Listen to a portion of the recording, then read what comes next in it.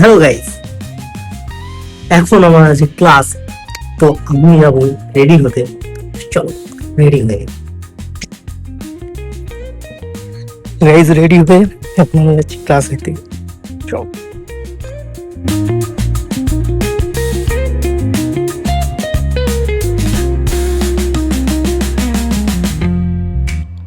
Class শেষ হতেই দেখি বাইরে বৃষ্টি পড়ছে, তাই কোনো কিছু না ভেবে চলে গেলাম খাবার খেতে, আর অর্ডার দিয়ে দিলাম চিকেন ললিপপ।